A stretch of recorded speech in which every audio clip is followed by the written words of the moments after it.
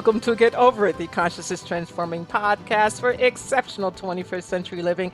Folks, we've got a very unique show today. We're going to be speaking with Tayannah Lee Mcquillar, and we're talking about her book, Astrology for Mystics, and the Hoodoo Tarot. Now, these are two separate entities, but we're going to meld them together, and you're going to get a little bit of history and information about hoodoo and what it truly is and isn't to dispel all those myths. And then we're going to talk about the tarot and astrology. So sit back, relax. This is going to be very entertaining.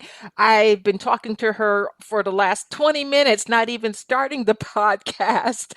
And she's got such great energy. She's got such deep information, and this girl walks her talk. So you're going to love this. Okay, you're truly going to love this. Now, the information shared on Get Over It uses intuitive and pragmatic insight to help you shift your consciousness to break through the blocks and release energy that is no longer needed. Yes, we're going to help you let go of the BS that's been holding you back. But you guys know I always ask that question, are you truly ready to?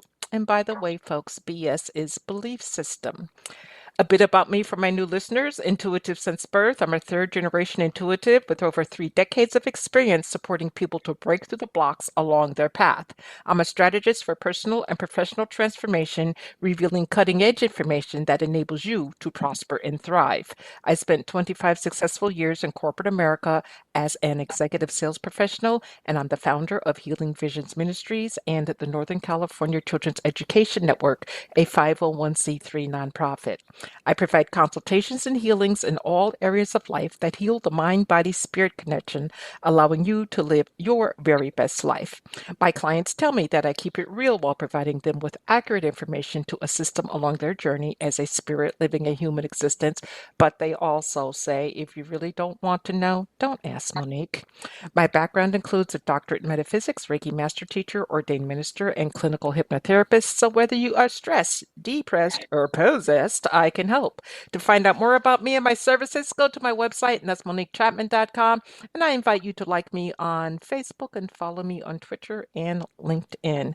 My guest today, Tayannah Lee Mcquillar, is a cultural anthropologist, a tarot reader, and researcher of religion, esoterica, and mysticism.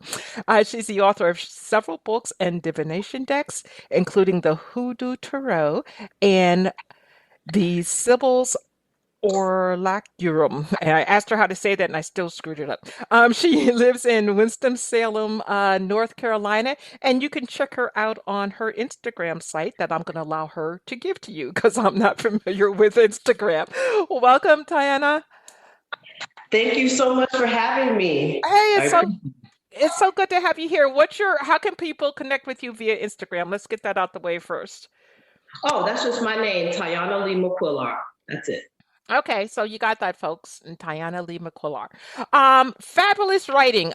You've done a lot of writing over your limited years here on Earth because you're still quite a young lady. But you have delved deep into hoodoo and sharing that information for the world. So why don't we start with explaining what hoodoo is and isn't, and then we can backtrack to how you got into it. Okay, well, hoodoo, first of all, as a term, I've never known anyone that used the term hoodoo. I don't, it's just not something that I've ever encountered with real practitioners of hoodoo. They refer to rootwork, they refer to a lot of things, but over the years, because of the media and stuff, and people outside of the community calling it hoodoo, we just call it hoodoo. So just for recognition purposes, that's why I refer to hoodoo. But I just wanted to get that out the way. So what is hoodoo? Hoodoo is a conglomeration of practices, okay? Indigenous American, and European traditions and some African traditions. Okay, so all of this is the beliefs and the cosmologies and the philosophies and in this kind of in the healing techniques and information. It all came together, okay? Because for most people, I call them the old people, the old blood, American blood. Okay, these three cultures intermingled. It wasn't like it's presented in the movies where where everybody was living these segregated lives. That was not the case for at least the first 100, 150 years of this colony. Okay. Mm-hmm. Everybody was having sex. I know people don't want to hear it, and it wasn't by force and stuff. You could just read the documents. Okay. Everybody was getting it because there were no laws. So anybody that has dated anybody outside of their ethnic group or their race or their culture, however you want to put it, you know that when you lay down with somebody, you're talking about all kinds of stuff. Okay. And you're sharing information. You share a bed and you're working in the fields with people. Okay, on these plantations and stuff like that. And when I say plantation, I'm not only talking about slavery. Okay, there was a whole industry of, that's everything was agricultural. So even free people were working the land. Okay, but you were working alongside all kinds of ethnic groups. People share information. If you have friends from other cultures or whatever, I'm sure you picked up a couple of tips or two from their culture. It's just what happens. Okay, so it's a conglomeration of healing practices and esoteric practices. So you can have some root workers that can only help you if you have an upset stomach or any other kind of physical ailment. Then you have other people that only work with esoteric stuff. Okay, protection issues, cleansing negative energy. You lost your man, you lost your job, whatever. Okay, they're just everything that we call like psychotherapy. All of these things were combined in this one person. Okay, it is not a religion. Okay, voodoo. Okay, it's a religion. It has gods. Right. It has a whole protocol. This is not to say that Hoodoo does not have established ideas. Okay, but there's a religion by definition tells you what happens after death and all this kind of thing. Okay, this is not what we're dealing with here in America. Okay. Now, would you consider the hoodoo and the voodoo conjure work? I consider voodoo a religion, and I'm not going to speak on what their tradition is, but I'm only here to speak on my stuff. Okay. So she answered that right, nice and clear. Okay, so let's jump to your. Well, how did you get into all of this? Before we talk about your astrology book, how did you, discover and grow within this energy? Okay, I come from Hoodoo people on both sides of my family. I've never known a time where I didn't know what root work or roots were.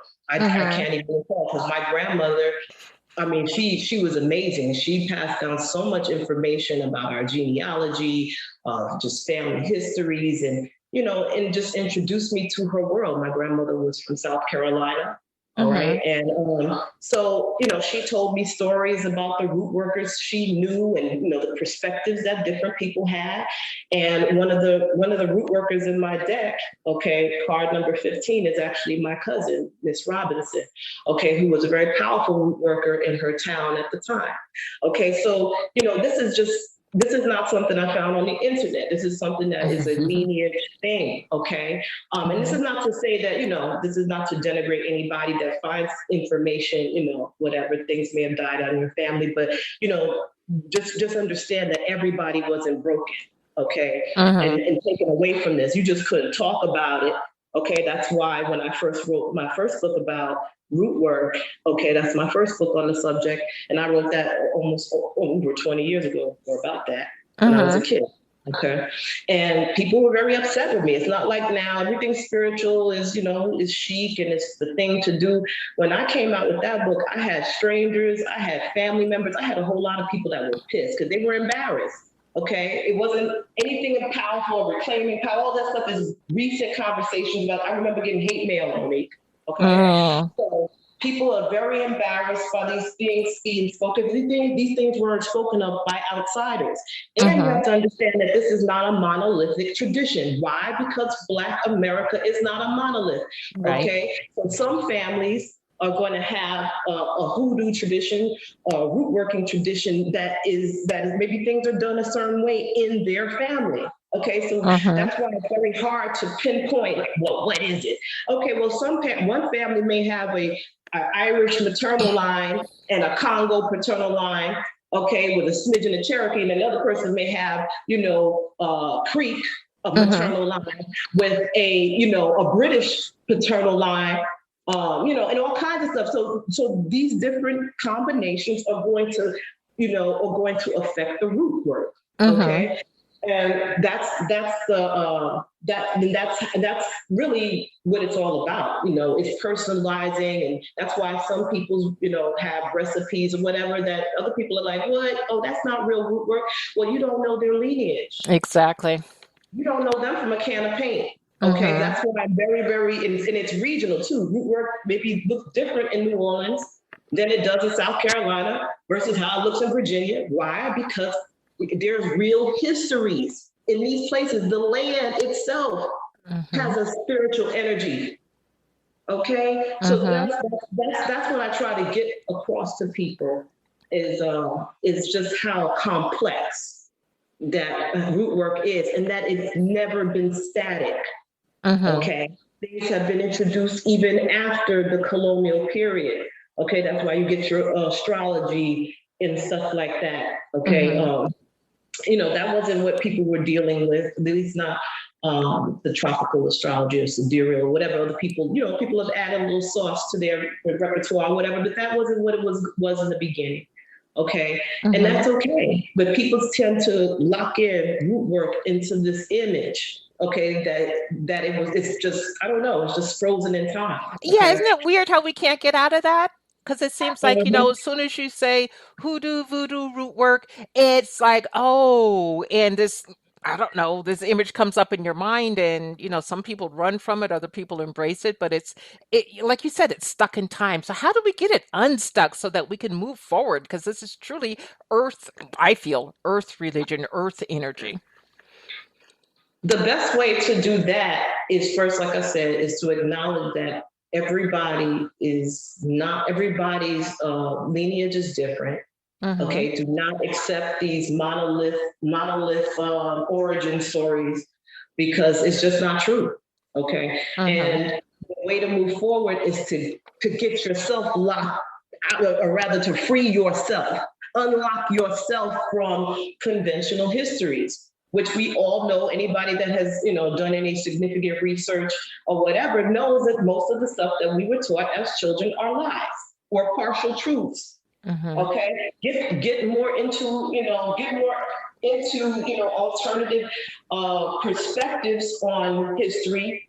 And that's, to me, that's how to get out of it, because you're only accepting one perspective, the mainstream perspective, which is not the full picture and has not been the full picture. And the reason why people run from these practices is because of the media.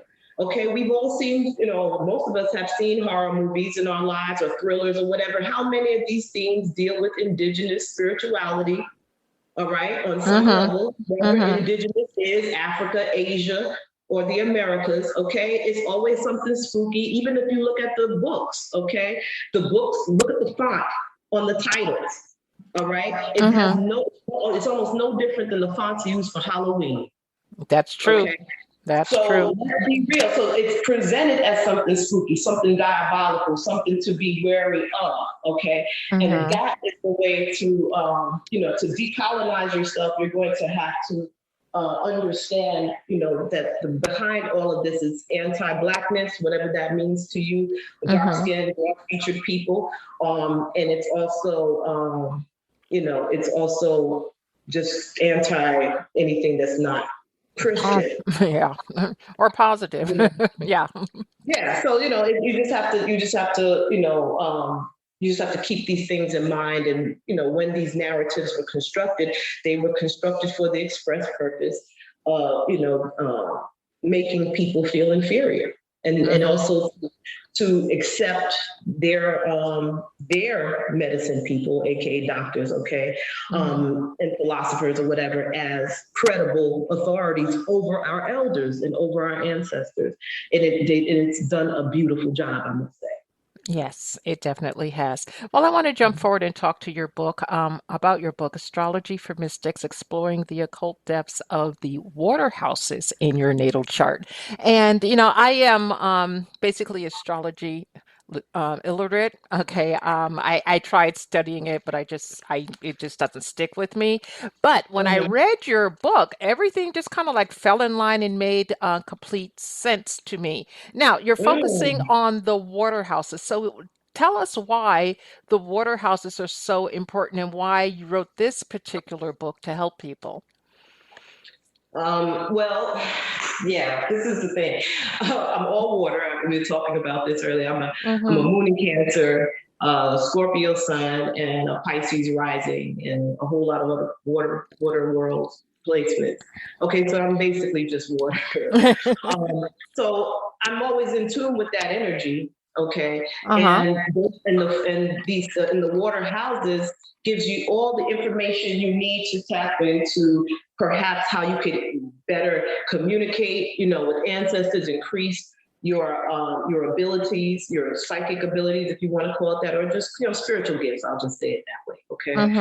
So this is why I wanted to give people, just give people a little insight into how that may play out for them depending on their chart. So in the book, I'll give you a website that I thought is as least complicated as possible if you do not have a birth chart. But you just all you have to do is just look on the chart and see where house 4, house 8, and house 12 is. And then, because the book is laid out real easy, and then just look at the description of these things and, what they may mean for you, decorating your home, because all these things, affect your energy. It affects how you exist in the world. You want to be as much in alignment as possible if you are on this spiritual journey. And I just said mystics because I am not a person that can sit here for hours at a time, hours and do somebody's chart. I knew astrologers like that in my late teens and early 20s, so I wouldn't even dare call myself an astrologer. That doesn't mean I'm saying anybody else should. I'm telling people, I'm just saying how I feel about it. I actually knew people that could do the math. Longhand before there was software. Okay, and I respect that. It's not that, and there are a lot of talented astrologers that use the software. I'm not saying that there's, whatever. I'm just saying that is something that I really respect, and they were so accurate. So, and it helped me so much to understand. It took me a while to understand a lot of what was said to me. I think that just took time and maturity. But at any rate, I wanted other people to benefit from, my understanding and, things that I have been through. Okay, so you mentioned the 4th house, the 8th house, and the 12th house. What if you have nothing in those houses?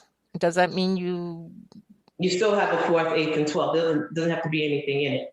Oh, okay. Just like you could move into a house and you ain't got a lick of furniture, that doesn't mean that ain't your house, and it doesn't mean you ain't in it. It just means there's nothing in it. Okay, so if like say if all of your water is in your say 11th house, for an example, what does that mean to someone, or does it depend on the particular sign? I don't understand all the water. If say you have your water sign like Scorpio and Cancer, and you have them both in the 11th house, what would that mean? That probably wouldn't happen. You have one. Yeah, I think that it's just a matter of knowing basic astrology. So the 4th house is ruled by Cancer, right? And that's traditionally the house of family, home, ancestors, suffering. There's, every house has significators in their so that's for example, that's the 4th house. So let's say you have Scorpio in the 4th house, okay? You may want to, dive deep into, maybe the mystical, the dark mysteries, or just the mysteries of your ancestors. You know what I'm saying? Like, you could take the energy of the sign that's in the house to kind of figure out what's going on in it. So for example, you have a house, right? If you invite me over, it could be a totally different energy than if you invite your cousin Jane over. Right. You know what I'm saying? Yeah. The people that's still your house. It's still Monique's stuff. It's your energy, but your guests. That's why some people don't want certain people over their house, because it changes the vibe, right? I don't want I'll meet that person for coffee because I don't want that person's energy affecting. And then there are some people you can't wait to have over your home because, your home is already a positive vibe, or it's a vibe that you understand, but they enhance it so beautifully. Okay, and you have such a good time. So these signs, there's some signs that are more compatible with the fixed energy of the house. Okay. So the 4th house is Cancer. It's always Cancer, but you may have Scorpio or Gemini or something in it. But that's good. That's like the guest in the house. Cancer is Okay. the owner of the home, but then you may have Scorpio come over. Okay, well, that's going to make your home a little different, right? It's going to feel different. So that's how that plays out. Okay, I love how you explain that. And folks, in each house, she talks about your emotional well-being. She talks about your spiritual well-being, your home itself, the lineage and lessons, and then psychic influence. And last but not least, creating a stronger romantic bonds. So, and she talks about this for each sign. Okay. And as she's talking about that, she gives information that is clear and concise. And not only that, she talks about the planets, the specific meaning of each planet and the zodiac sign ruler and co-ruler. Why was that so important, Tatiana, for you to, um, uh, Tayannah, I'm sorry, for you to include this in this book? Oh, well, there are planets that were, I hate to say the word discovered, but, realized. Because some people actually knew about these planets, but anyway. Mm-hmm. There are some planets that were discovered later, okay, at least, to people in the West. Neptune, Pluto, and all these things. People didn't know about that stuff back then, or at least they didn't consider, if they did know about it, they didn't consider those energies enough. Or powerful enough or relevant enough to include in this, in their canon, right? So you had 7 planets, Mars and Venus and Mercury and all the ones that we're used to from school, right? But that's pretty much why I wanted everybody to understand that, there was, like say, for example, Pisces, for most people, okay, Pisces is ruled by Neptune. Well, that's impossible if Neptune was discovered in the 20th century or the 18th century, right? So yeah. How are we getting all this mythology from way back when, but then we're saying Neptune was, so some people don't put that together. Okay, I just try to make things simple for people. It was Jupiter for thousands of years, right? And then Neptune, and people, started attributing these different planets with and that's fine, I mean, it really is depends on, I have no judgment. That's why I said it's for mystics, I'm not really big on, telling folks how to perceive reality. Okay. It just doesn't turn me on. I know it turns on a lot of people. I really am not interested. Okay. Well, good, because you have to walk your path, right? When you're helping people. At the end of the day, Monique, I just feel like, I'm the only person I can control.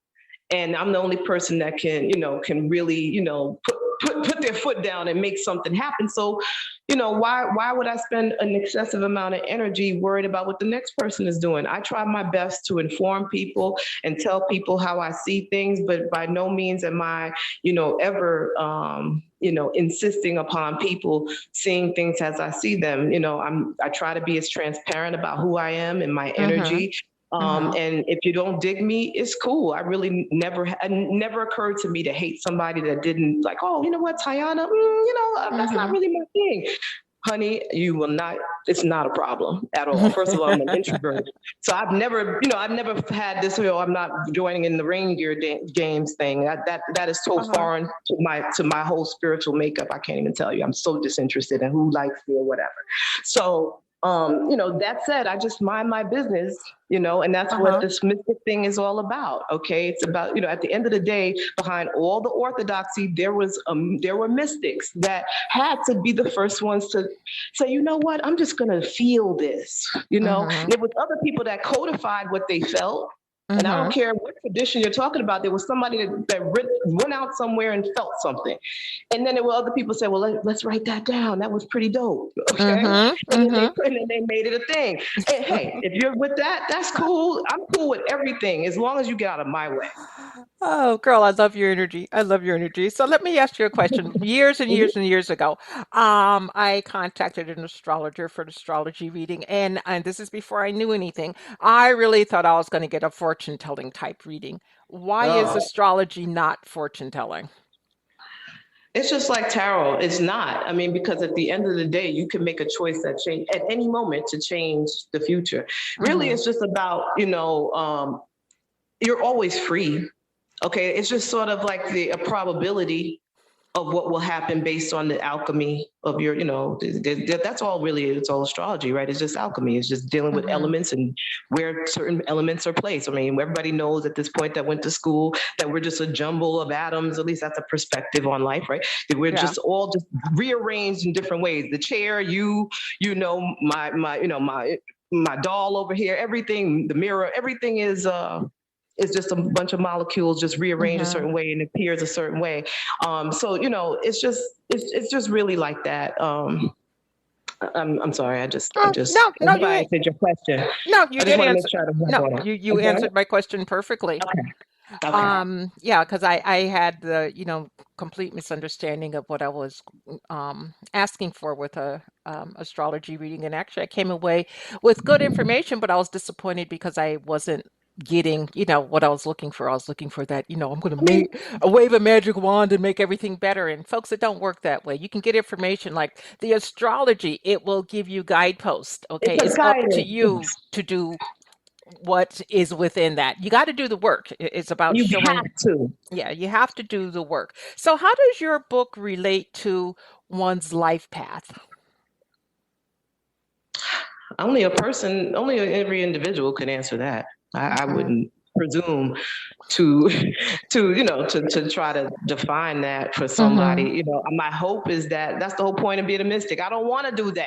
I don't want to tell people what to get out of my stuff. They may look at it and say, this is the best thing ever. Or they may say, this woman is full of shit. Either way, it doesn't matter. I did my best. And whatever you get out of it, I hope you just give it a shot. That's all I ask people. It's just to consider things. Okay. That's why I end a lot of my posts with just something to think about. Okay, if you choose to. So, I mean, obviously I wouldn't put out a product I didn't believe in. Or I shouldn't say obviously, people do that all the time. I don't.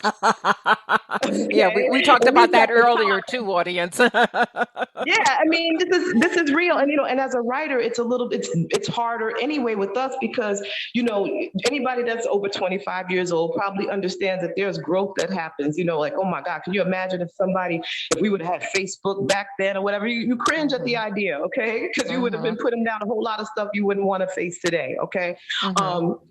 Everybody goes through stages, but with writers, what we used to think or feel is just there in the Library of Congress forever. So it's a big commitment. Okay. So if any gripe I have about the work is that I can't go back. You know what I mean? All I could do is write something new that reflects my growth. And I think that with people, what I want people to do is get the book and just feel it. Just try, just give it a shot, and whatever comes to you, honor it. If it's not for you, it's not for you. If it's wonderful, it's wonderful. All I ask is that you implement. Don't just say, "Ooh, that's deep," and then put it down, because then it won't work. Because everything that I write requires work. Yes. Well, everything today requires work. People, and I don't understand why in this state of change that we're in, or at least the last 4 years up until now, why we don't get that. Find whatever path you feel is your path and just kind of like run down it as deeply and quickly as you can. But Tayannah, I want to shift gears a bit and talk about your tarot deck, the Hoodoo Tarot deck. Folks, this is a best-selling tarot deck, okay? And I love it because for me, when I looked at it, it was completely Afrocentric. It's something that I miss seeing in a lot of tarot decks that are out there.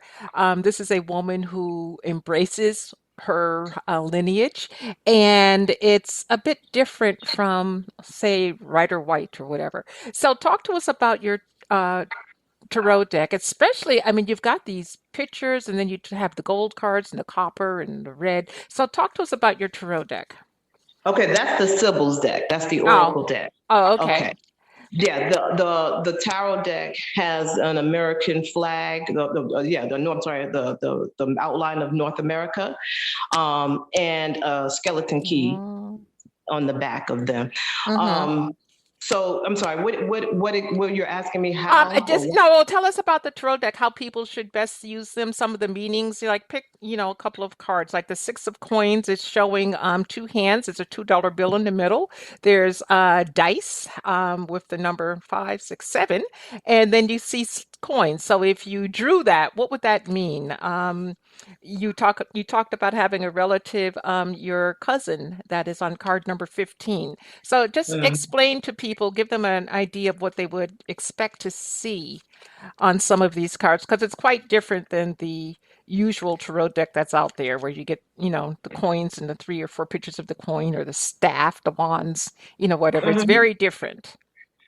Okay, well, there are hundreds and hundreds of tarot decks out there, and a lot of them have, it's been going on long before I came along. When people are marrying the concepts of different cultures with the tarot. So you have the Japanese deck, you have the Chinese tarot, you have Gypsy tarot, you have all kinds of stuff. So I Mm-hmm. just never saw a tarot deck that reflected me and my experience.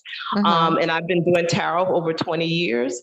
So, I just figured, my mother always told me, I don't want to hear you complain about, the books that you're not finding. If it's something that you want to read, you better write it. Mm-hmm. And I never forgot that. She told me to stop. So that's what I did. Okay. The Hoodoo Tarot came about. My grandmother was very ill. I took care of her in the last few years of her life. But she, like I said in the beginning of this conversation, she was very good with oral history and things like that. But as her body started to deteriorate, I said, oh no, I got to go a little harder. Okay.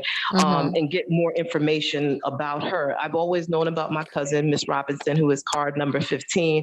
In Mm-hmm. the Rider-Waite Tarot, which is the standard tarot deck, my first tarot deck, almost everybody's first tarot deck. Mm-hmm. Okay. She would be, so in the Rider-Waite, card number 15 is the devil. Okay. Mm-hmm. Now, of course, that automatically, incites all, inspires all kinds of feelings or whatever, depending on your point of view regarding that, what that energy means, or maybe it's esoteric meaning. Okay. Mm-hmm. I put my cousin on it because she also created a lot of different feelings. She conjures up a lot of different feelings in people Mm-hmm. because she was what would call a two-headed doctor. Okay. She was a person Mm-hmm. you could go to about losing your job, trying to help you get some money in your pocket, whatever, love, she was just there for you. Okay. Mm-hmm. Mm-hmm. But she was also there to do retributive work if you needed it. Okay. And that other people, call hexes or whatever, but that's not Mm-hmm. really what she was doing, because she had to agree. Her and her brother, I meditated with him. He did not want to be in the deck, but Emily was like, oh yeah, go ahead. So her brother was like, you better leave me alone. Okay. I don't Uh-huh. want people looking in my face. So I say, anyway, so this is something, people feel bad, certain type of way, because maybe they're in their cosmological point of view, that's not right to do retributive work, whatever.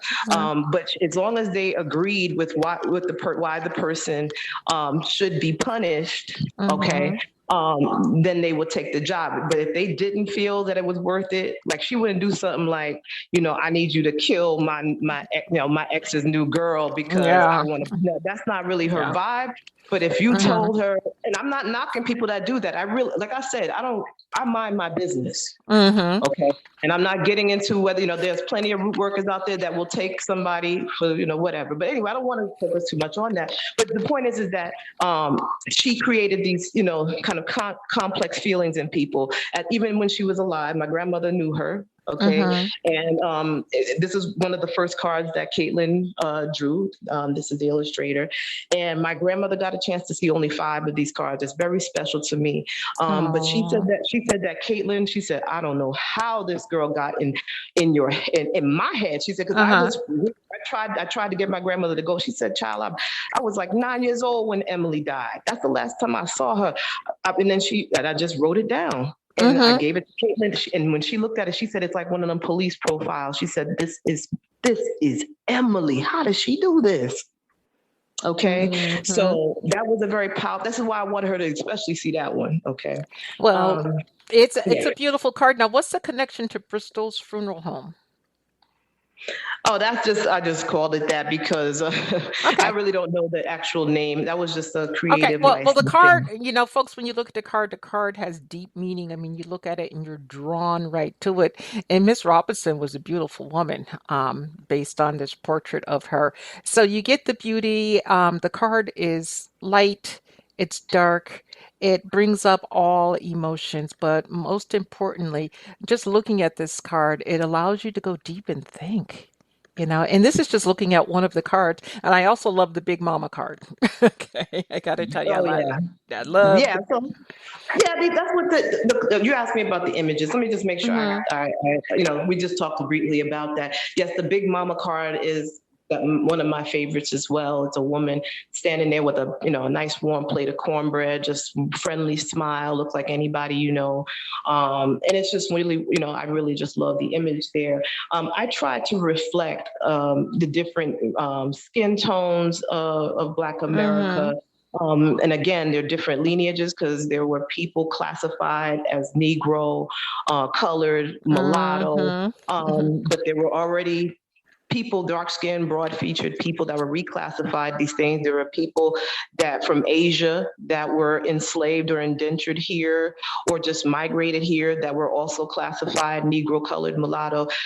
So that's why I don't use the term African American because that does not reflect the Mean reality. anything. Exactly. And not only that, but it doesn't reflect the population because there were also a lot of people that came here by choice and also by force from Oceania, from Hawaii. I knew a sister that just found out that her maternal line is actually Hawaiian. Okay, her family got here in 1810. She was an indentured servant. Okay, Wow. and she was renamed. She was reclassified Negro. Of course, anybody with Hmm. dark skin, broad features was Hmm. denationalized and detribalized and into some kind of colonial character called Black, Negro, mulatto. Okay, Hmm. that tells you nothing about a person's lineage. That tells you nothing about who they are.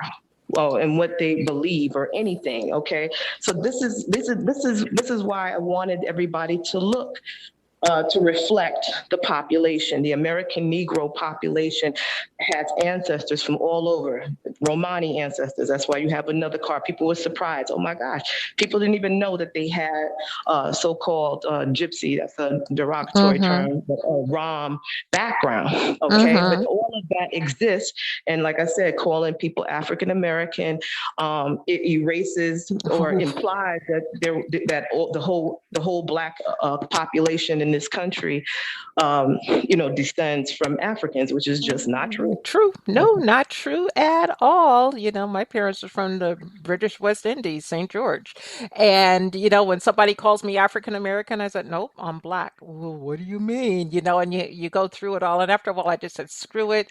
I'm not going to address it. I know who I am and I know where I come from. And it's really a shame that for the most part, our history was taken from us. I got into the biggest argument with some guy in Home Depot. He was Ethiopian. He was working there. I'm there to buy a bathtub, okay?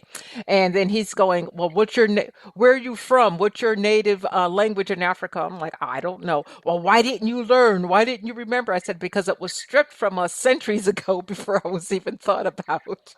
But Oh, he was just wow. really intense on, why, you got to know who you are. And I understand that, but I'm just not doing his thing. So you've got the astrology for mystics and the Hoodoo Tarot deck. What is it that you want people to take away from both or either? Personalize your spirituality. That's really what I want people to consider. I mean, you may think, oh, like say for example, love. You see rose quartz, right? Okay, rose Mm-hmm. quartz means love. Well, who wrote that? Did rose quartz pop out of the earth with? I meant to I'm make you, love. I'm love. You know what I'm saying? And I'm not saying that somebody didn't have a mystic at some point. Like I said, probably Hmm. had that insight and just had just that insight. That was that person's insight. But don't limit rose quartz for you. Maybe rose Exactly. quartz is not going to attract love, but you know what? Rose quartz is rose quartz. Rose quartz is not rose quartz. What's rose quartz? That's just a term, okay? Uh-huh. Make sure that you feel these energies for yourself. Go out Yes. and go out in nature. Harvest your own stones.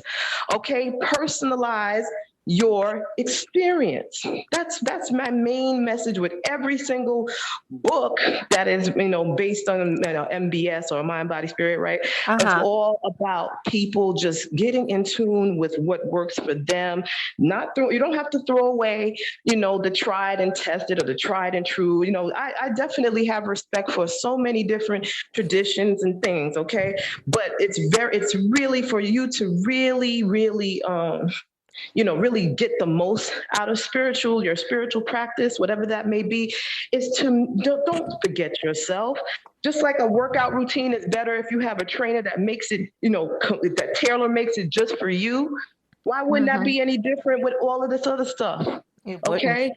It would not. It Yeah. makes you stronger. Anybody knows that. Wouldn't you rather have, if you could afford it, but most people can't afford it, if you had your own tailor to custom make all your clothes to your specifications? Who wouldn't want that? That's why people look at celebrities. Oh my goodness, look at all the cool stuff they can custom make. You know what I mean? Mm-hmm. So custom make your spirituality. Look at the definitions. Don't ignore them. Okay, but also don't be oppressed Mm-hmm. by the data. That's all. That's my point. Yeah, no, it makes complete sense. And it's about, gathering information, folks. And when you gather information, it's going to either resonate and ring true to you, or it's going to say, that doesn't feel quite right. And it doesn't matter if I believe it or Tayannah believes it, and you're like, no, I think that's BS. That's okay. You got to take in what you feel is right for you at your present stage of spiritual development. And that might change. And it's okay Mhm. because nothing is static. Right. It's not static. Even in, schools today, they are finally starting to implement true history, not the history that was taught for the last 60 years, but true history, because things have come to the light finally, and people can, have a different view. So, I would love for you to, everybody, you guys know I don't say this often, but I did say it last week. Her books for me are a keeper. They're on my bookshelf. I've used her decks with readings. Not her decks, her Hoodoo deck with readings, and everybody loved the information. And I can't do a straight tarot reading. I just can't. I do intuitive tarot. Um, Diana, I look at it like Dr. Buzzard in my hand, and he actually looks like my Uncle Henry. And Mm. and I read the energy of Wow. the card and I match it to the person that is there. So go out, get the books. And if you're looking to embrace the tarot, this is definitely a deck for you. Okay, among all of your others, if you're looking to further your knowledge with the water houses in astrology, she breaks it down clear and simple that even I can do it, because I can't do that math that she was talking about earlier with a Mm-mm. calculator or without. It just Yeah, doesn't no. work for me. Mhm. But I No. can I can grasp other aspects. So please, do yourself a favor. If you're truly working and walking down your spiritual path, take a look. Okay, go on Amazon, take a look, and I know that you will be buying because it will help you help yourself. And that's what we do these days. We help ourselves. Tayannah, what pearl of wisdom would you like to leave with our audience today? I already said, oh, well, besides, I'm going to repeat it again. Okay, Personalize your experience. Okay. there And you don't go. follow this bandwagon. I don't care how good the band is. Okay. I don't care. It doesn't matter if your favorite person's on the band and they're going through the town with the float. Don't join it unless you Hmm. know the song. Okay. Also, I would implore anybody that is doing ancestor work to please do not underestimate the power of connecting to your lineage ancestors. Okay. Hmm. I understand that a lot of people are doing spiritual paths, from other lineages, okay, that Hmm. are not necessarily their tangible bloodline. Hmm. Okay. That's fine. Like I said, I mind my business, but I'm telling anybody that is maybe not looking into their bloodline lineages, Hmm. okay, check it out. Check out who your people were, what they believed prior to industrialization and things like that. That's the message I was trying to put forth with the Hoodoo Tarot. I just did it with with Black American history. I just posted about the American Indian origins of R&B and rock and roll, okay, and this kind of thing. But people associate those sounds, ooh yeah, that kind of thing, with Africa and with slavery. And there's a wonderful documentary that came out a couple of years ago called Rumble that blew it all up. And basically just told people what it was. This sound has been here long before foreigners, whether they came here by choice or by force. It's an erasure. So this is what I'm talking about. Don't erase your own ancestors. If you are not, if you are fortunate enough to come from a lineage that has been unbroken, and you still know who people are and who you are, your identity, your actual factual ethnicity, then that's beautiful. Dig into their mysteries. Check it out. See how your mothers and fathers thought, okay, and how they conceptualize reality, okay. And that has brought me a lot of that has increased my understanding of myself spiritually exponentially since I started doing my genealogy research. Okay. Okay, and folks, I'm sorry, go ahead. No, I just wanted to tell people that, it has worked for me. I've grown so much, and my connection with my ancestors is not vague anymore. It was sort of like, okay, well, whatever, this is what I was taught. But my grandmother always told me who I was, okay? So if your elders have already told you who you are, or who your people are, listen to your people, okay? A lot of these people, these colonizers and oppressors of all kinds, and colonizers they're not just white people, okay? Right. Colonizer could be any color. Okay. There are colonizers of all kinds that went around the world telling people who they are. Just listen to your ancestors. Do readings if you have to confirm, okay, who you think you are or whatever. Do the research. There are many wonderful services if ancestral work is your thing, because it really will help your practice. And folks, if you're not into ancestor work, give it a try. Do some research, okay? Because that's how you discover who you are. I have to be honest, I resisted for the longest time, okay? And then once I decided to embrace it, it's like the world opened up to me because I was grounded in who I am. If you're on Earth, okay, physically, and you're still able to get around on Earth, it's important that you embrace the Earth energy and the other energies. It's not an either or. So, do yourself a favor, go get the Astrology for Mystics and the Hoodoo Tarot and explore. Tayannah. One thing to add. I just have one more thing to add. Okay. I do. If anybody wants to reach me directly for interviews or to get an ancestor reading from me or any other kind of reading, I can be reached at TLMCQUILLAR@gmail.com. Okay, you can also contact me for information about my 6-week intensive workshops and my Astrology for Mystics workshop in July.